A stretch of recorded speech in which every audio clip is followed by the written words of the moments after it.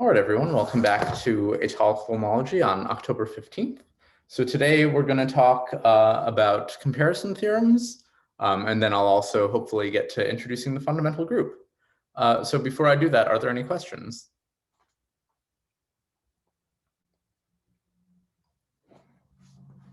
All right, so last time I got to the statement of the following theorem. So X is a variety over C.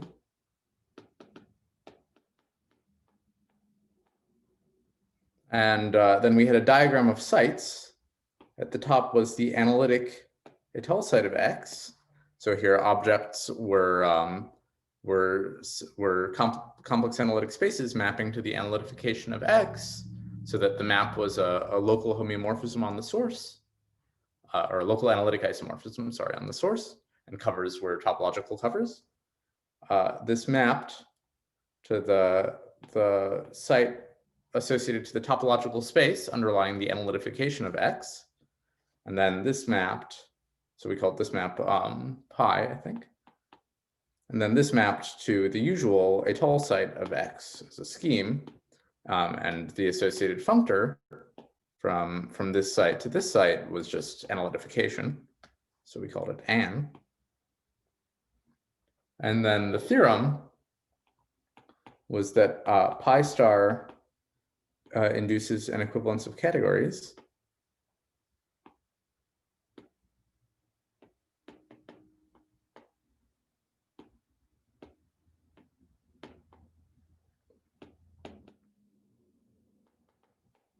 from sheaves on Xn to sheaves on Xn Étale. This was an exercise. And then 2 was that an star induces an isomorphism from the cohomology of X Étale with coefficients in any constructible sheaf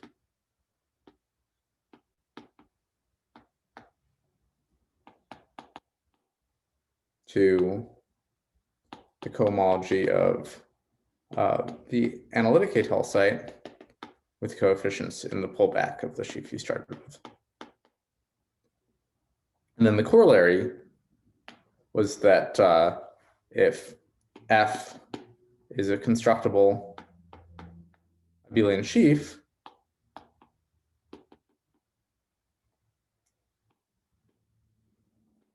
on X Étale, then there's a canonical isomorphism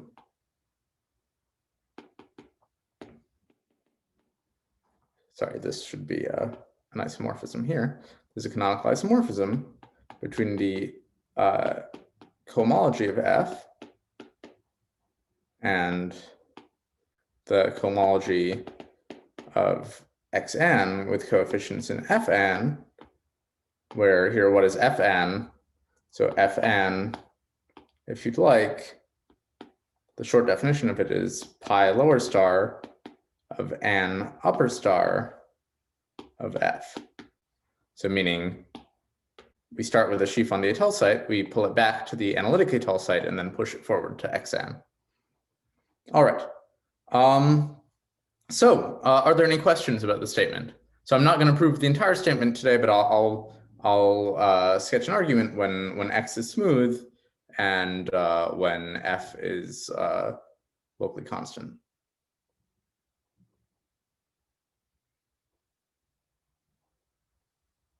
All right, are there any questions about that?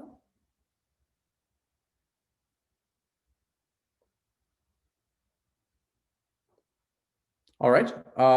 Well, so 1 was an exercise. So maybe, did anyone do it? And if so, can anyone tell me why it's true?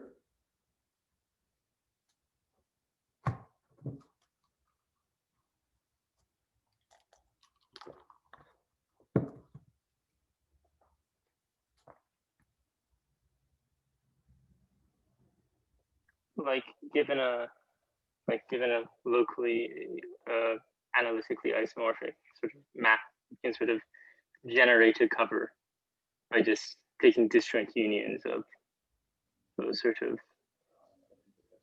the pre-images of those opens where I'm like isomorphic. Okay, so I think that's a good, so let's actually do it. So in order to prove that something is an equivalence of categories, you have to construct an inverse functor, right? Or at least that's one way to do it.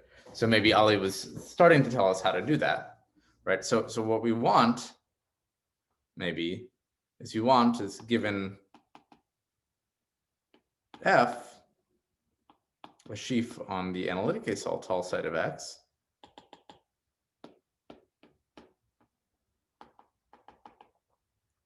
we want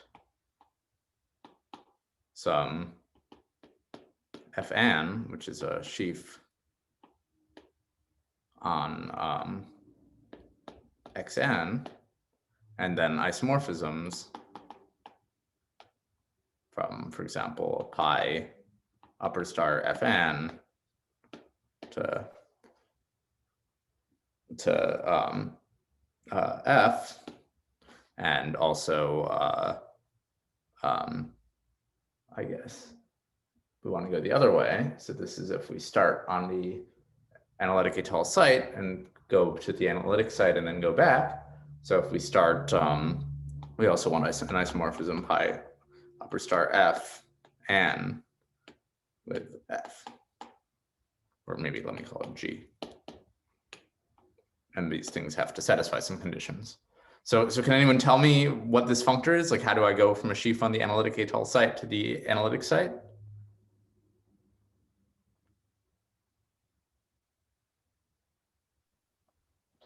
Again, it's just a subcategory. So like the values on the like open sets are just. So I think what you're saying is we want to construct Fn as just pi lower star of F, right? Yeah. Is that right? Okay, yeah, so that's what it means when you restrict to a subcategory. Great.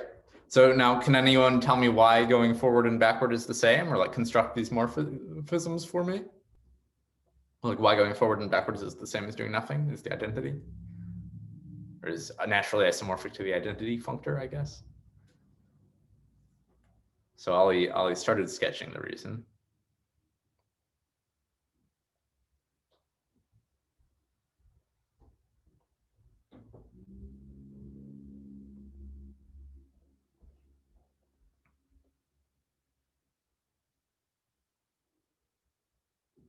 Anyone?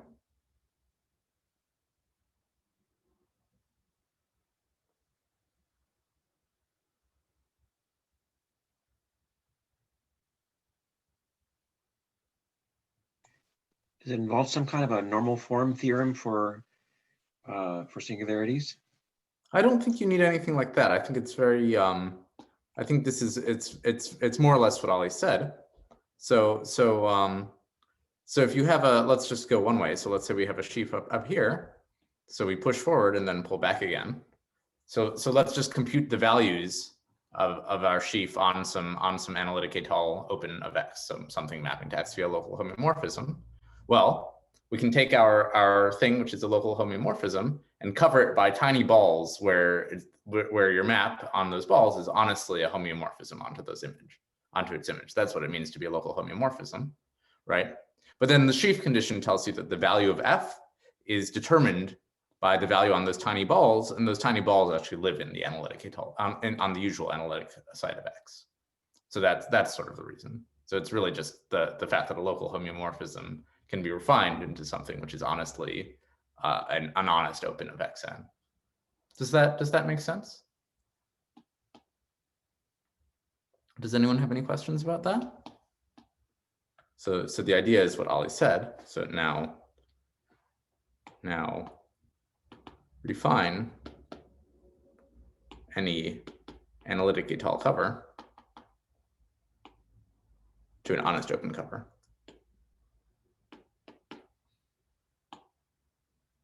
And because we're working over analytically, that's something we can actually do. All right. So now let's start proving two.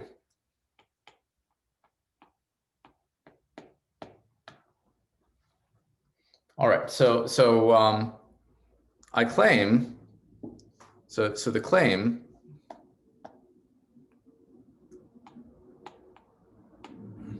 is that it's enough to show that, let's see, what's the right way to say this? That Ri and lower star, well, let me put it this way, enough to show two things. So first of all, there's a canonical map from, I'll be agnostic about which direction the map goes for now, and then we'll figure it out. So there's a canonical map and lower star and upper star F. All right, which way does the canonical map go? It goes left to right, right? So this is an isomorphism. And 2, Ri and lower star and upper star of F equals 0 for I bigger than 0. All right, can anyone tell me why it's enough to show this?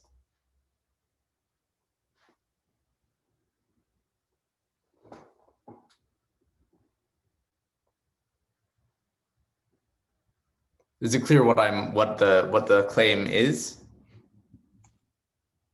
So you're going to use the low-ray spectral sequence, which degenerates. Yeah, so what we want to do is we want to compare, so proof that the claim implies theorem.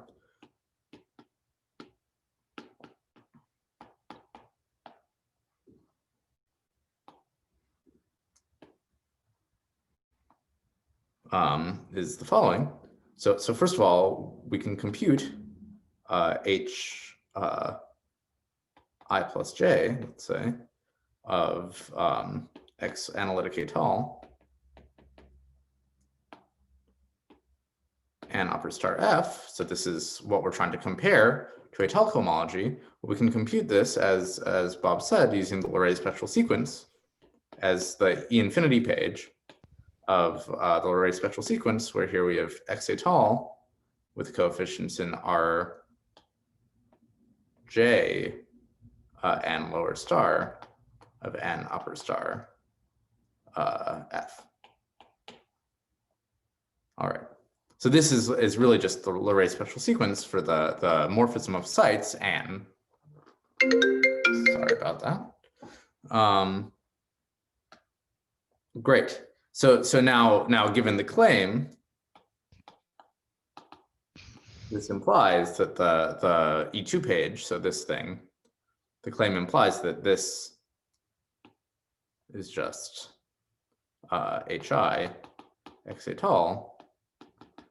And then, well, when j is 0, we get, when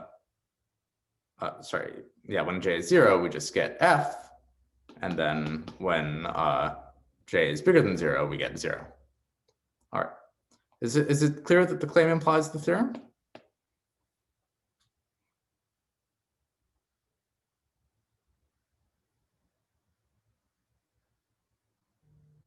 Does anyone have any, or what are your questions about? I've been told that I'm supposed to ask, what are your questions, rather than does anyone have any questions? So what are your questions about the claim and why it implies what we want to prove?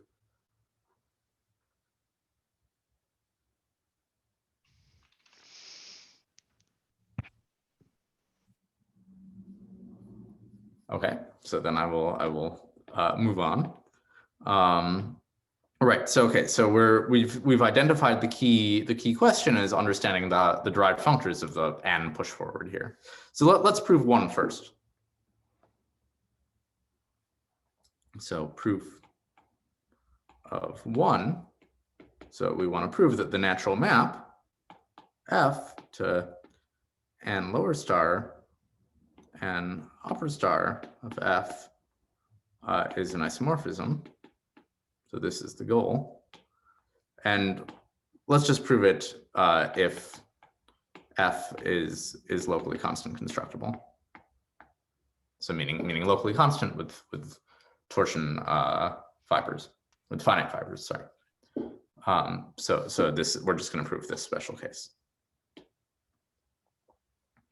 All right, so can anyone prove this to me? So what is the key content here?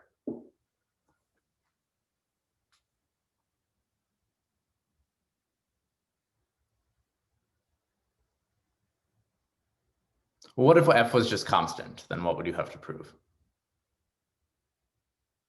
So what are the sections to a constant sheaf?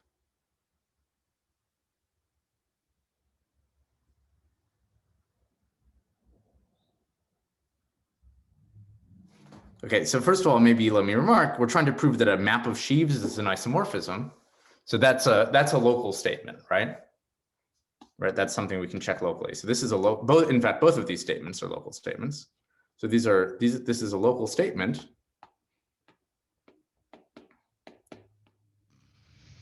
And that means that without loss of generality, well, f is locally constant.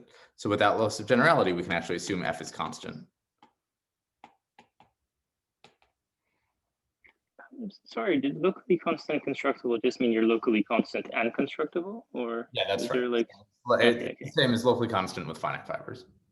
okay. Yeah. Sorry, it locally constant constructible is it's one of these very weird terms where it's very long to say but very short to write. So I think that's why LCC. So I think that's why it's standard terminology, even though it's a weirdly fancy sounding phrase. Okay, so this is a local statement. So without loss of generality, we're actually in the case where f is honestly constant. So then what do we need to prove? Can anyone tell me?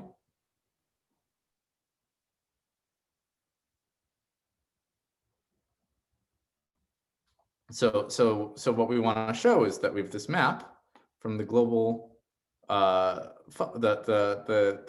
sections of U. So this is some Étale open of X, and then let's say just f is the constant sheaf lambda for some lambda,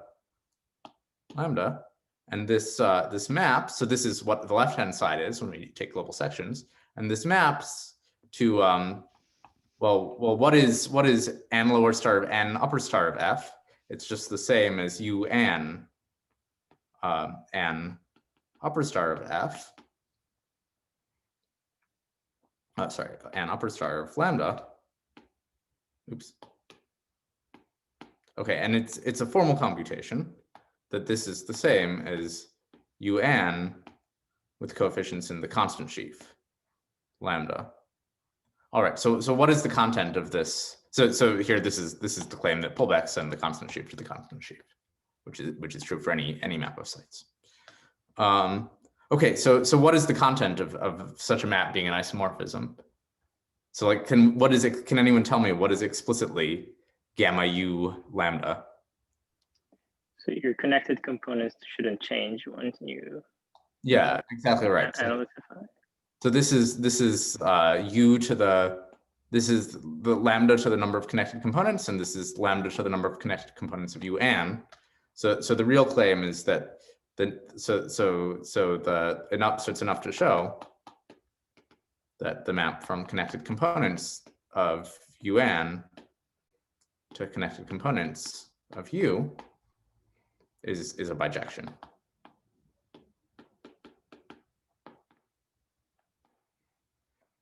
Can anyone tell me why that's true?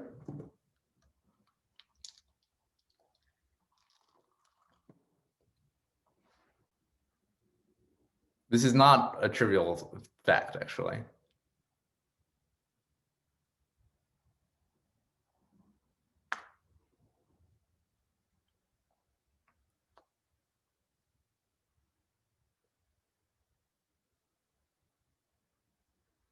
So maybe let me remind you of the running assumptions in the proof. So here the proof is we're going to assume f is LCC and x is smooth, just to make things simpler. This is substantially harder in general. So can anyone prove to me that for a smooth scheme, the pi zero of the scheme is the same as pi zero of its analytification?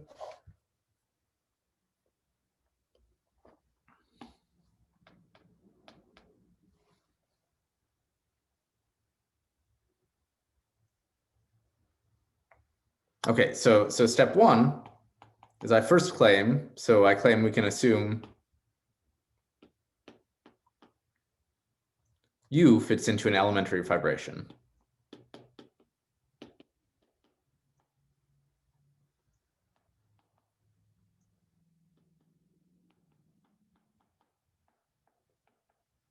So let me draw the diagram and remind you what that said.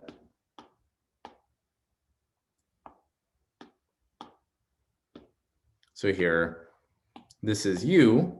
This is Y is a smooth proper relative curve over some lower dimensional base. And then Z is the complement of U, and it's Étale over S, although that won't matter for us. Okay, so suppose we're in this situation. Can anyone tell me what to do?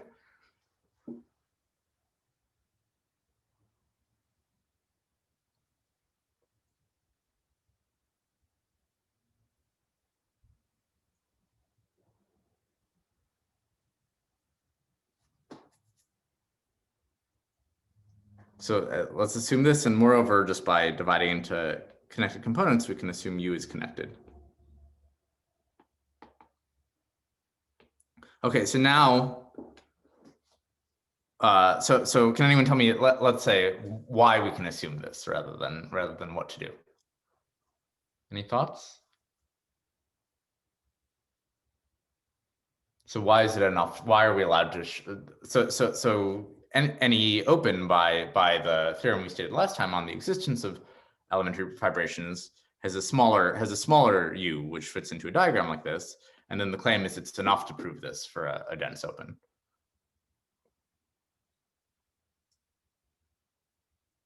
So if U is connected and smooth, I claim that U is connected if and only if a dense open is connected.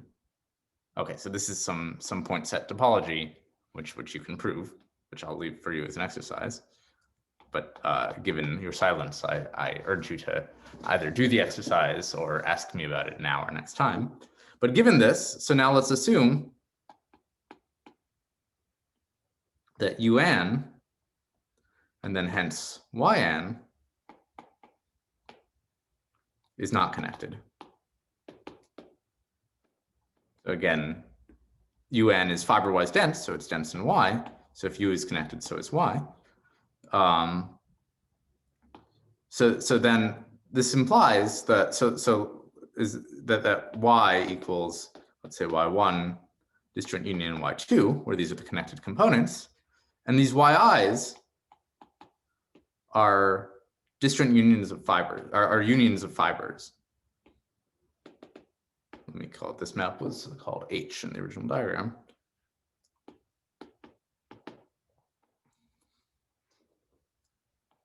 H.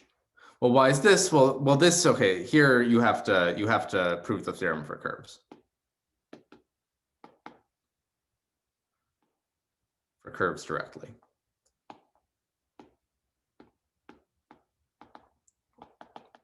Okay, but we know what the analytification of complex curves are. They're Riemann surfaces, and we know that those are connected if the thing you started with connected. Okay, so now you've written Y is a disjoint union of two things, which are unions of fibers. And that means that H of Y1 and H of Y2 are connected components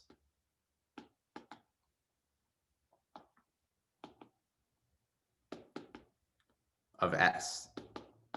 Why is that? Anyone?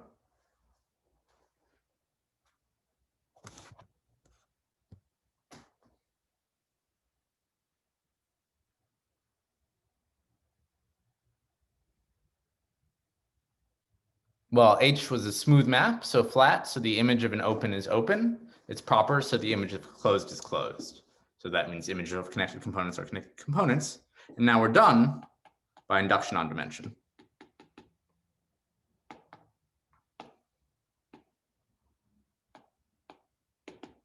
And I'm sorry, there's some very annoying noise coming from my laundry room. So I'm going to see if I can turn it off so it doesn't keep driving me crazy. I'll be right back.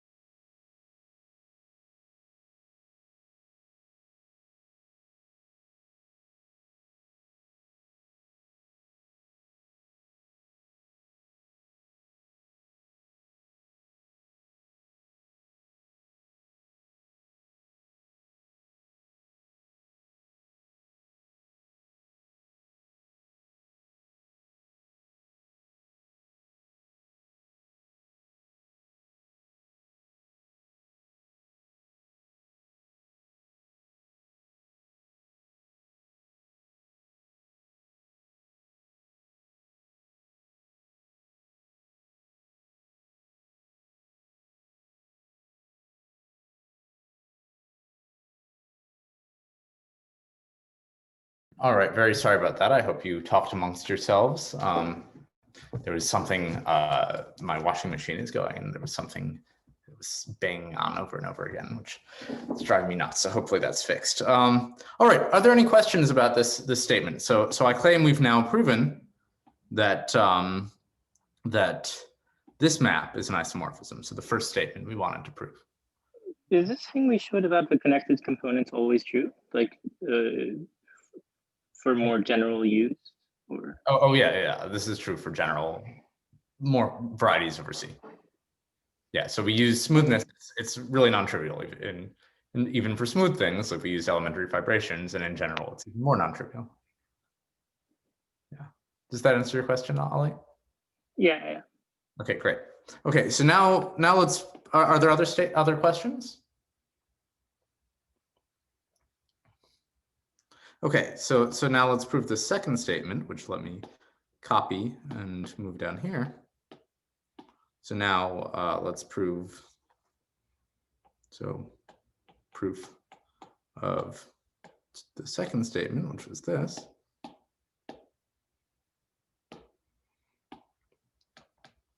So again, we're going to assume that F is LCC. So first of all, without loss of generality, F is actually constant.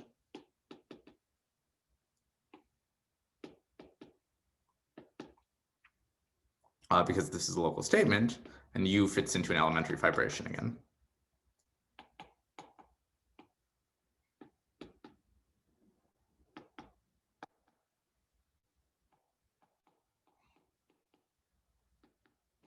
So what we want is that Ri and lower star of, well, just a constant sheaf, we can say, equals 0 for I bigger than 0. And here, N is the map from the analytic Étale site of some U, which lives in an elementary vibration, to the Étale site of U for U in an elementary vibration.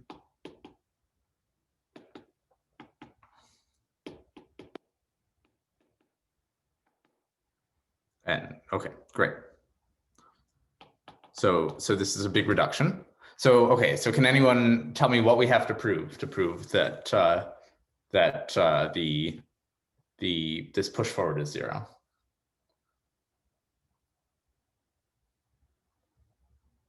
This drive push forward is 0.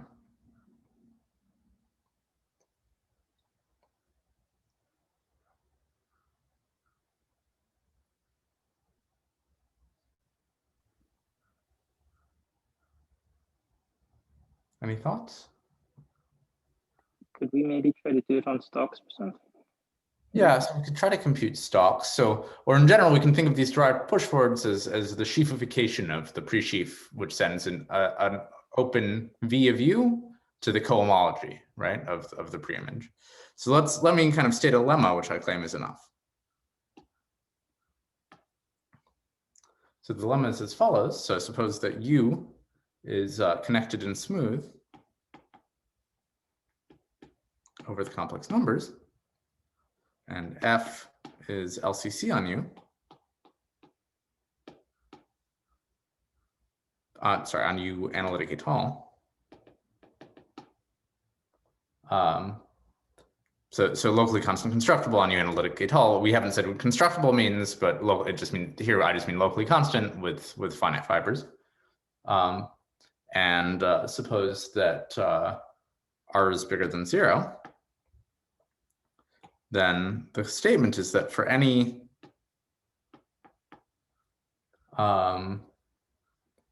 section in HR on the analytic Étale site of U with coefficients in F, there exists some honest Étale cover UI to U such that S restricted to UI N is equal to 0. So in other words, we can kill analytic Étale cohomology classes with honest Étale covers. Okay, so more or less what this is saying is that, well, when we compute the stalks of this push forward, we'll be taking these groups and then taking the limit over smaller and smaller covers. So this is exactly this lemma is saying, so the corollary of this lemma, so the corollary of the lemma is that the stalks are R of n lower star f at some x bar equals 0, because any section of the thing we're taking the sheaf associated to, namely this thing, will be eventually killed by some honest Étale cover. Okay, so and this implies, of course, that R n lower star of f equals 0, which is what we wanted to show. All right. So, Can I ask a quick question? Yeah, go ahead. So the reason you're placing emphasis on honest Étale as opposed to just, I'm guessing this is always true for like analytic Étale covers? Yeah, I mean, so if you take a locally constant sheaf, it's locally just a constant sheaf. So it's enough to show you can kill the cohomology of constant sheaves by passing to a small cover, but just take a cover by balls. I see. Okay. Yeah, so this doesn't tell you anything, or it doesn't tell you anything interesting if you let these UIs be any analytic Étale thing. The point is that these have to actually come from algebraic objects. All right, so I claim this lemma, and why I just explained why this lemma implies the theorem. So let's prove the lemma.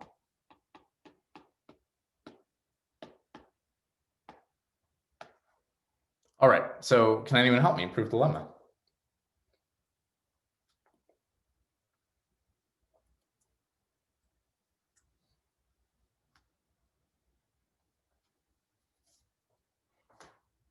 Maybe go look inside our sort of elementary fibration and try to prove it for curves. That's a great idea. Yeah, so let's do it. So as before, with that loss of generally, U sits in elementary fibration.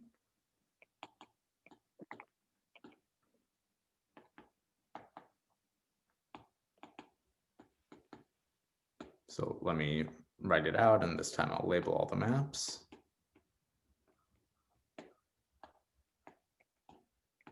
So here, this was J, this was I, this was H, this was F, and this was G. And I'll just say it all again. So Y is a smooth proper morphism with fibers of dimension 1. J is an open embedding, I is the closed complement, G is finite Étale, and J also is fiber-wise dense. In the image of J is fiber-wise dense in Y. All right. So what we're going to try doing is we're going to try taking, we're just going to try to compute what we're studying here, namely this group here. So this group, so we have S, which lives in HR of U analytic Étale with coefficients in F. And we can compute this group using the Laurier spectral sequence, as always. So this is given by HI of S with coefficients in RJ, F lower star of F, where here I plus J equals R. All right, so now what? So we have this class here. We can just choose some elements here, which give it to us eventually, or which give its associated graded pieces in the filtration on the E infinity page of the spectral sequence.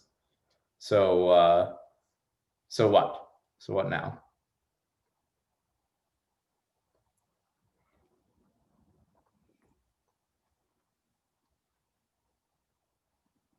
So there's two things we could try to kill. So we could try to kill these sheaves where J is bigger than 0. So that's something that induction should allow us to do. And then we could try to kill these cohomology groups. So let's try it. So first of all, I claim, so RJ F lower star F is the sheafification of some pre-sheaf that V goes to like the J, I guess, of F inverse V, F, right? Do you guys agree with this?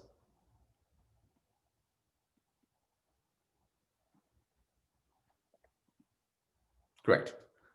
Okay, but these are groups that we can kill by passing to a cover, or at least we can kill any element of them.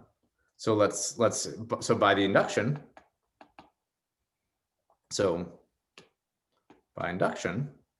okay, and we haven't done the base case of this induction yet. By induction, we can kill the contributions coming from Rj F lower star F for J bigger than 0. Okay, so now we're left with, so given that, we're left with contributions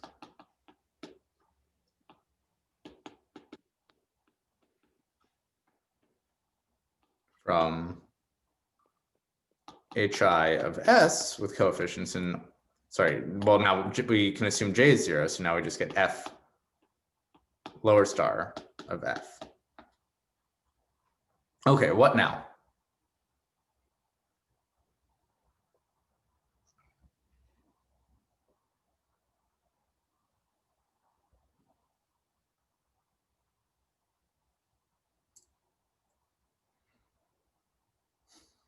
So we want to kill some stuff in these groups. So can anyone tell me maybe anything about this sheaf F lower star of F?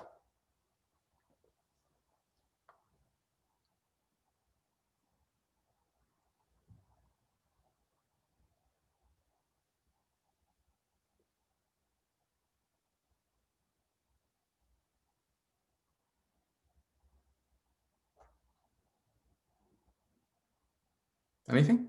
Okay, so let me remind you, the point of it, oh, here we are. The point of an elementary fibration was that the fibers of this map have constant topology. So this a priori crazy sheaf is in fact LCC. Okay, so here we're in the same situation we started as. We want to kill classes in the cohomology of an LCC sheaf on a smooth S, except S has one dimension lower. So again, we're done by the induction hypothesis.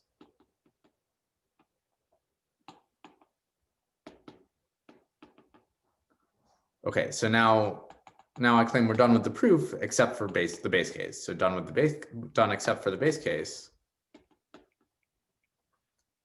The base case where the dimension of U equals 1. All right. Does anyone have any questions about this induction step?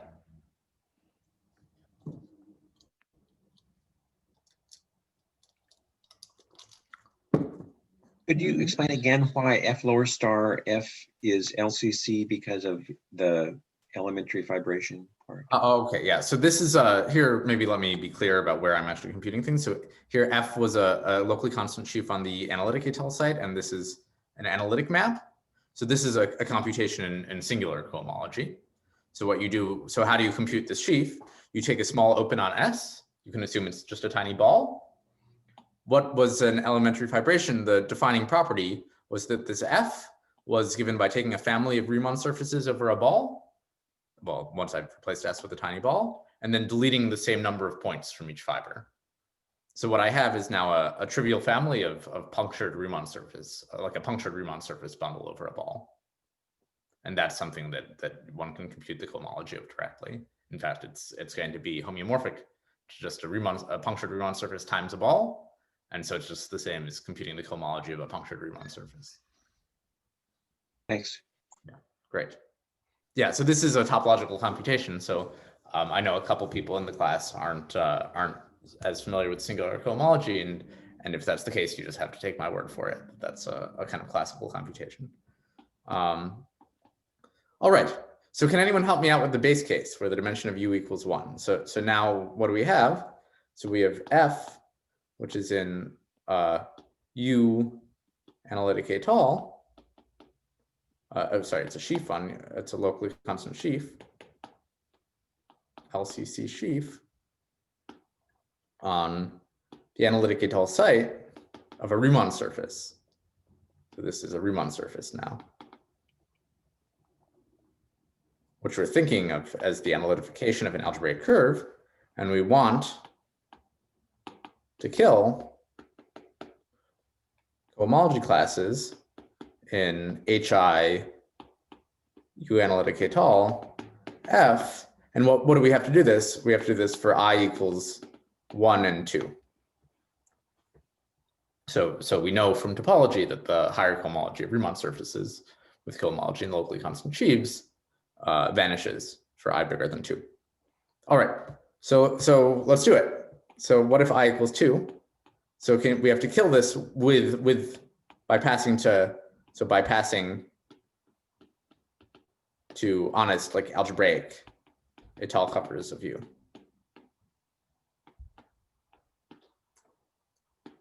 All right, so how are you going to kill cohomology in degree 2?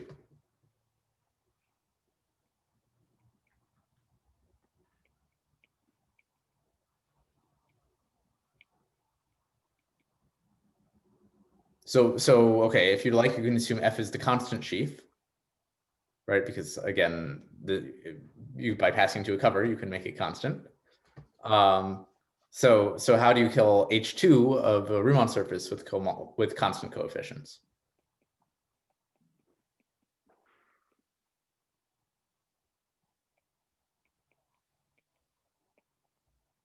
So I want you to give me a cover of an algebraic curve so that when you analytify, there's no H2 in singular cohomology. So it is embarrassing, but I've forgotten, what is H2 of a torus? Well, the H2 of any compact Riemann surface is one-dimensional. But the word compact there is key.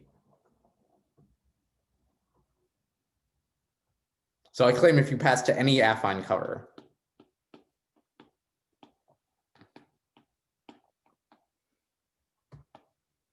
so I claim that affine curves have no, or affine complex curves, so Riemann surfaces minus at least 1 point, have no cohomology.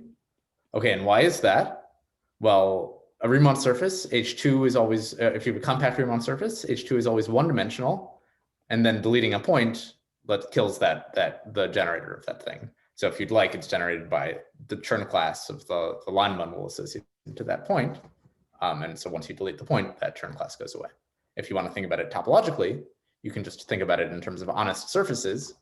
So how do you make a surface? You take some polygon and glue the opposite edges together in some way.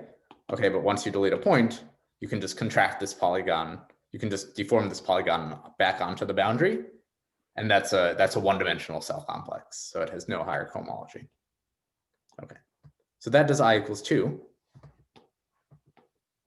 Okay, are there any questions about that? So now we have to do I equals 1. So how do we kill? So we have S in H1 of the analytic étale site of U with coefficients, let's say in some constant sheaf lambda, and we want some UI to U, an étale cover, such that S restricted to UI analytic étale equals 0. So how do we do that? So here, this is actually the first place that a real theorem in complex analytic geometry shows up, and the only place in the proof, basically. I mean, arguably the I equals 2 case from before used the cohomology of a Riemann surface, but it's not too bad. So how do you kill a class in H1? So this is something we learned when we were studying torsors.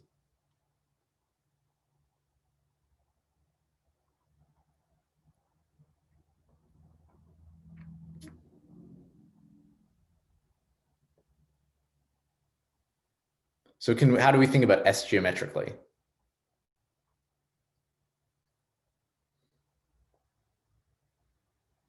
Is there a picture you could draw that maybe we can keep in mind? Sure. A picture I can draw. Well, I guess I would say, so here S corresponds. Are we going to sort of use the sort of torsors or trivial over from self sort of? That's exactly right. Yeah. So S corresponds to some lambda torsor over U analytic étale. So what is that? That's a covering space of U with Galois group. Sorry, U analytic étale, or UN with a Galois group lambda. Okay, so the claim. So I guess that was the picture I was going to draw, is that you know, S kind of gives you some kind of covering space. This is supposed to be some kind of picture of a unramified covering space, although I don't really know how to draw that. So the claim is that there's equivalence of categories. So this is called the Riemann existence theorem.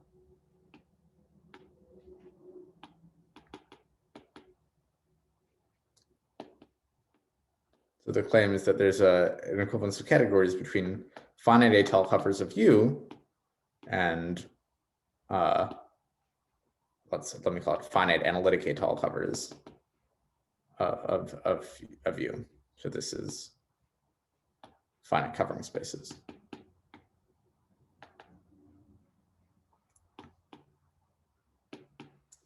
Okay, and the hard part is, yeah, so if U was proper, this would just be, or if U was projective, sorry, this would just be, so this would, so maybe I'm not going to prove this, but let me just make a remark on it. So remark, if U is projective,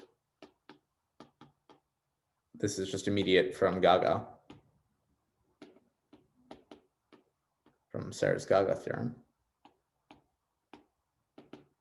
I mean, that doesn't mean it's easy. Serre's Gaga theorem is non-trivial. So but the hard part is dealing with the case where U is open, and what you do is the content is to show that any finite analytic étale cover of a open subset of the analytification of algebraic variety extends to a ramified cover of a compactification.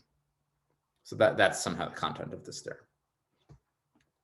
Okay, Could you repeat that last thing? Sorry. Yeah, so the content is to show, so this is in the normal setting. So it's to show that if you have the analytification of a normal variety with some compactification X, then any finite étale cover of that thing extends to a possibly ramified cover of the compactification. So the proof of this passes through proper varieties. Does that answer the question? Yeah. Great. Can I ask a quick question? Of course. So I'm wondering how to interpret this. So does this mean that if we have some kind of complex thing that came from an algebraic variety and we have a covering space of that?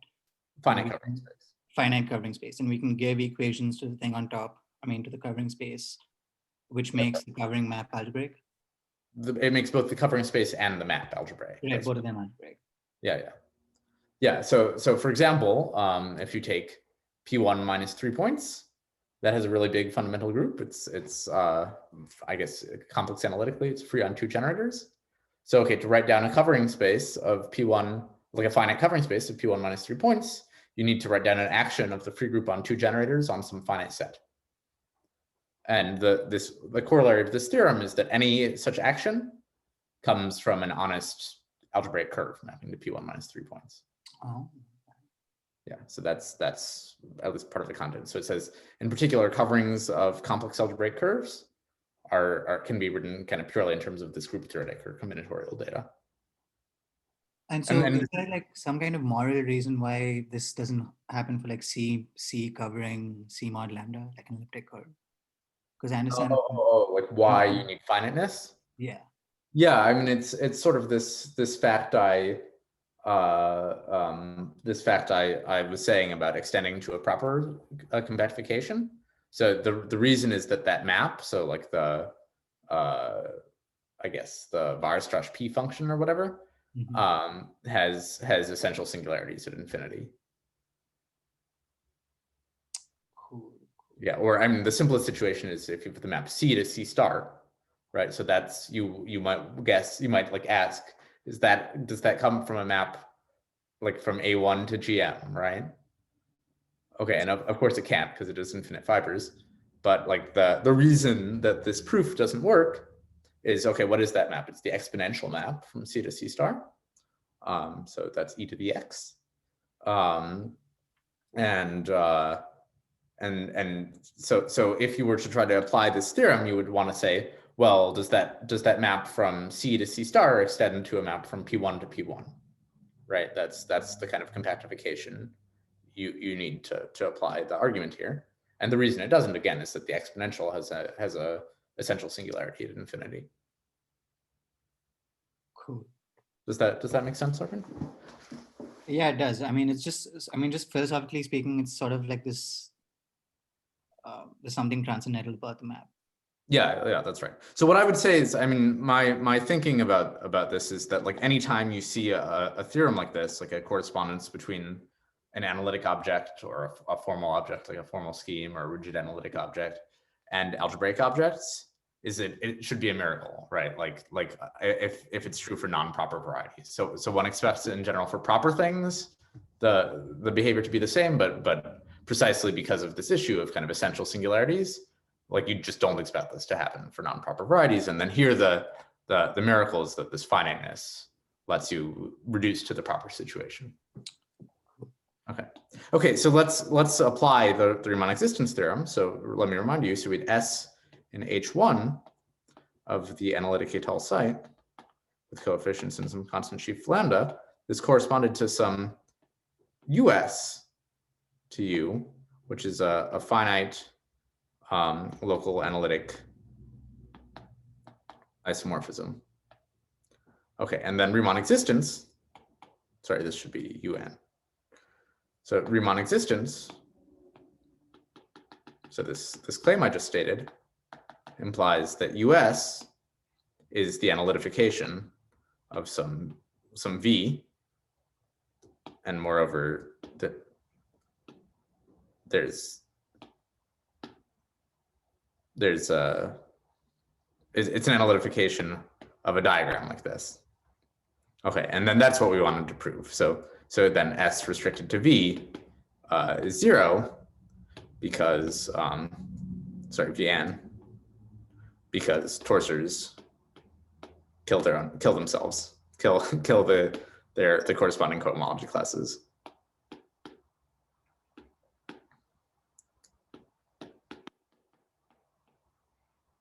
So here, the point is that US is a lambda torsor, and we had this fact from earlier that if you take a cohomology class in H1 and pull it back to the torsor that defines itself, it dies.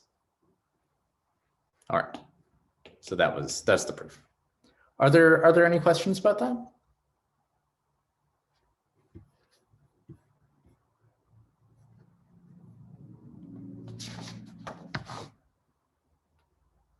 All right, so that was pretty cool, I think. All right, so just to recap, we can now compute a lot of examples. So just as an example, I mean, and maybe it's worth mentioning, like this is like how maybe even the vast majority of computations of Étale cohomology are done, is by reduction to the complex world. So just as an example, what's your favorite variety? Anyone? That's not a curve.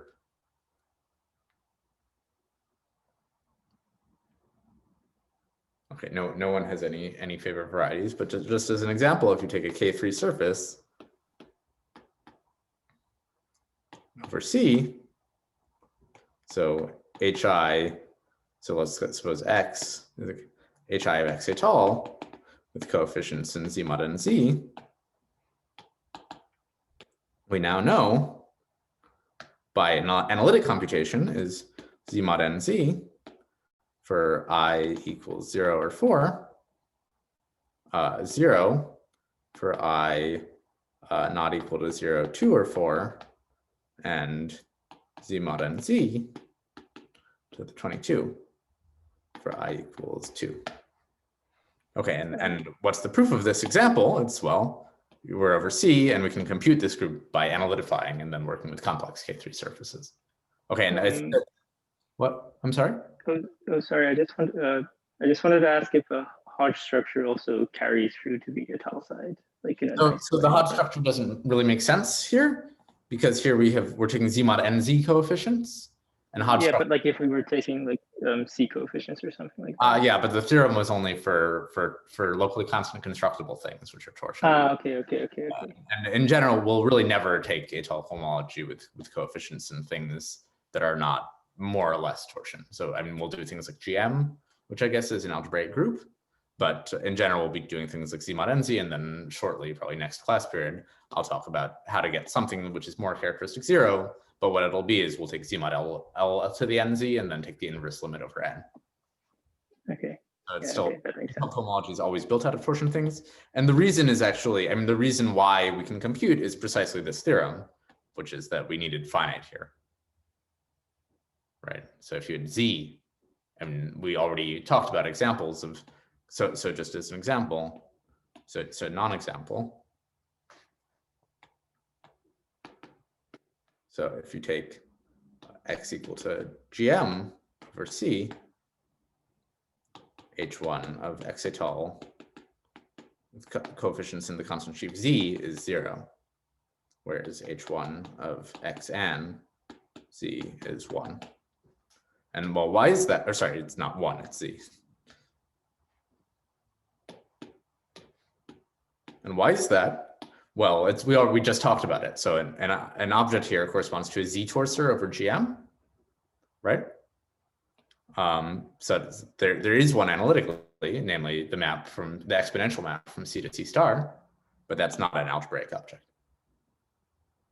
So okay, that's not actually a proof of this equality, but at least it's an explanation for why these two things aren't equal. Does that make sense? Yeah. Great. All right. So now I want to start talking. So we've now compared cohomology. I want to talk about the other kind of homotopical information that we can understand in this course, which is the fundamental group. So this is going to be about Étale fundamental groups. So we're finally at the point where we can actually say something about these, which is why I'm defining them now. Milne defines them very early in the exposition, and I've rearranged some things to avoid talking about them until now, when we can actually compute some examples. So okay, so here's the definition. So here X is going to be a scheme. Let's say what do we actually need? So what we need is a locally Noetherian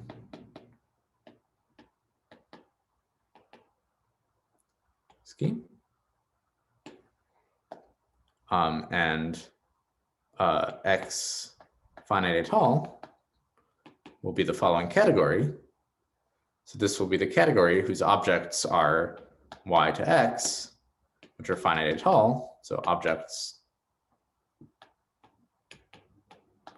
y to x finite Étale,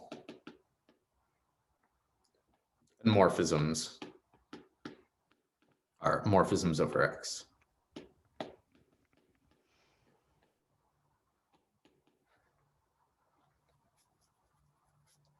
All right, are there any questions about this? So maybe a remark is that this is a site. I mean, so with covers, just topological covers again.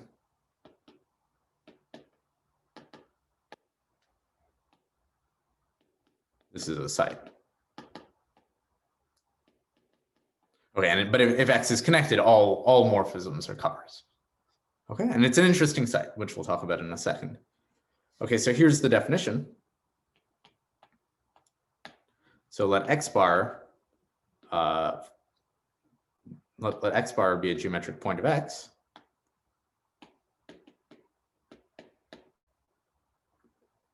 Then there's a functor fx bar from x finite étale to sets given by sending y over x to the fiber of y over x bar. So this is actually a functor to finite sets, right?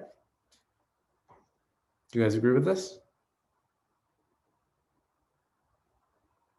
So it's a map functor to finite sets because here we're looking at finite Étale morphisms. Okay, and then the definition of the Étale fundamental group of x at the base point x bar is automorphisms of this functor fx bar. Okay, and just a terminology, this functor is called a fiber functor.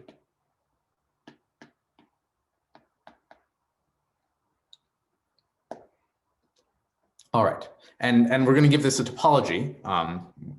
So this is a topological group.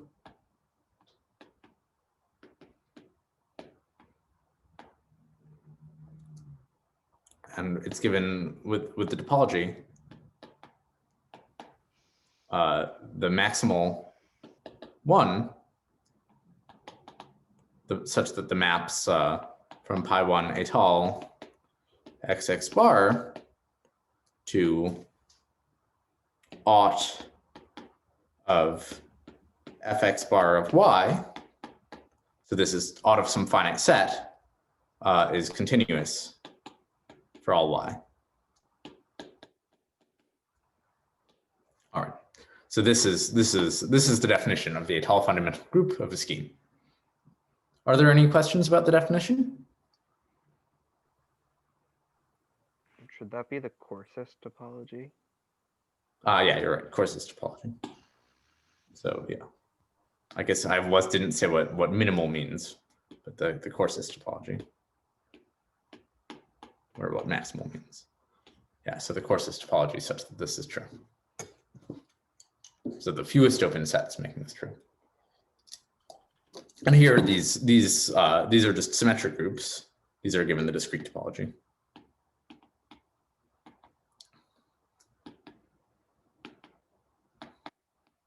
Okay, so explicitly what this means is that that for any element of one of these, so any element of one of these symmetric groups, any automorphism of one of these fibers, the preimage is open.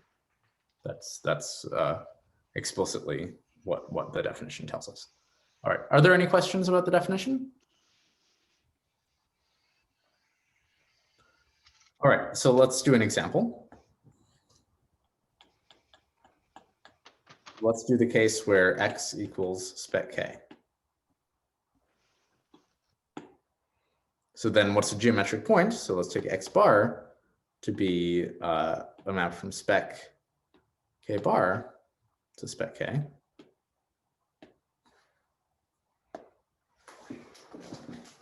And what are we doing? X finite étale is the category of finite separable extensions.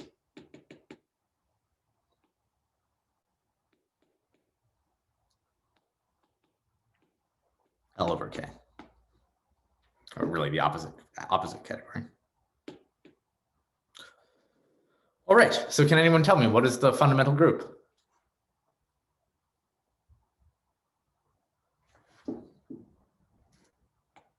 Going to be the Cal group. Yeah.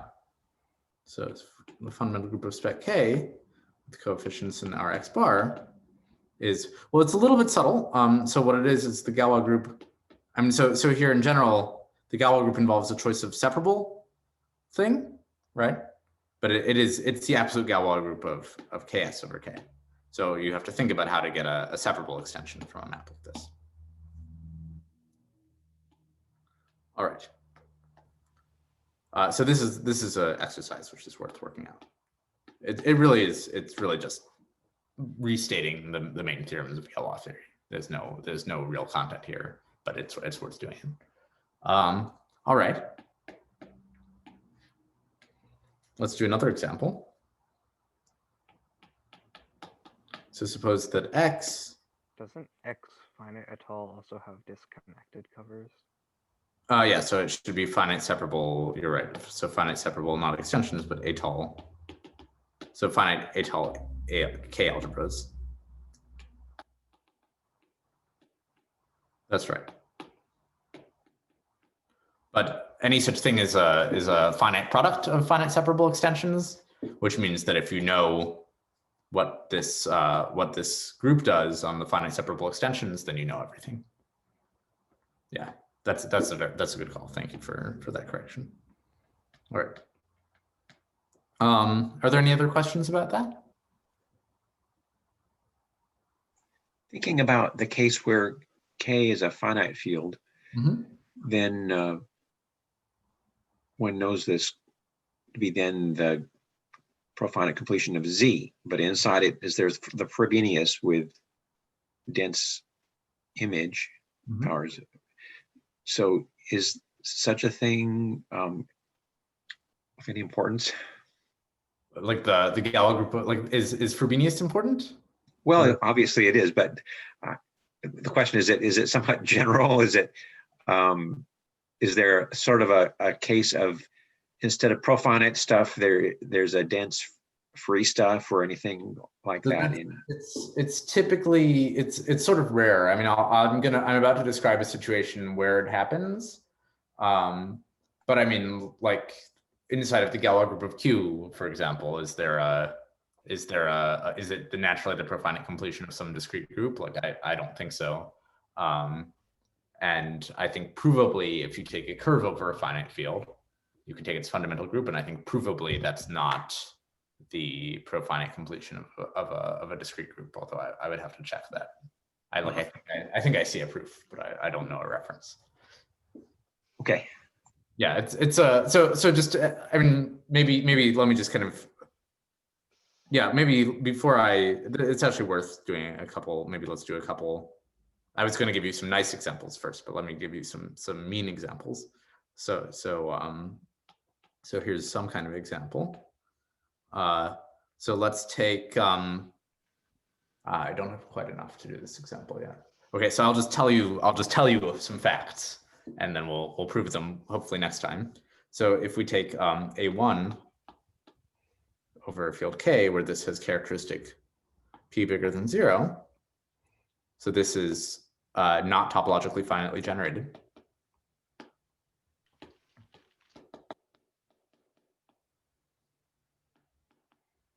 For any field of characteristic P. And the reason why is that there are too many covering spaces. So we already computed this. So the Étale cohomology of A1, with coefficients in FP. And this was the co-kernel of K adjoint T maps to K adjoint T via the map, via the Artin-Schreier map, X goes to X to the P minus X rather. Okay, and this co-kernel was huge. Okay, but what is this set? This is the set of FP covers. So it's saying there's an unbelievably huge number of covers with Galois group FP.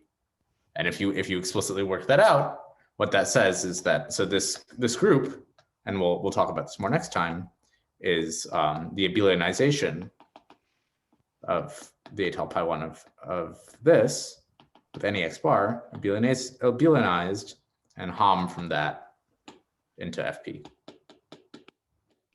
So in particular, if you Hom from a profinite group into a discrete group is not finitely generated, then into a finite discrete group is not finitely generated, then the profinite group must not have been topologically finitely generated. Okay, here's another example. Let's suppose E is an elliptic curve over K is K bar, where the characteristic of K is P bigger than 0. Well, Étale pi 1 of an elliptic curve, we're going to see, I'm going to suppress the base point for now. We're going to see is going to be the same as the Tate module. So it's the inverse limit over all n of En. So what is this thing? So this is ZP times the product over L not equal to P of ZL squared for E ordinary, and the product of ZL squared for L not equal to P for E super singular. Okay, but in particular, if you just stare at this for a minute, like what kind of group would you have to be taking the profinite completion to get something like this? You would want it to be Z squared, right? But here you have the kind of rank of what you get here depends on whether you take the pro L completion or the pro P completion. So I think this is already enough to see that there's no at least natural discrete group you're taking the profinite completion of. Okay, and maybe I'll just finish with the example I was planning to do, and I'll explain why this is true next time. So the example is that if X is normal over the complex numbers, then the Étale n connected, then the Étale pi 1 of X with any base point X bar is isomorphic to what you get if you take the complex analytic space associated to X, take the appropriate base point, and then take the profinite completion.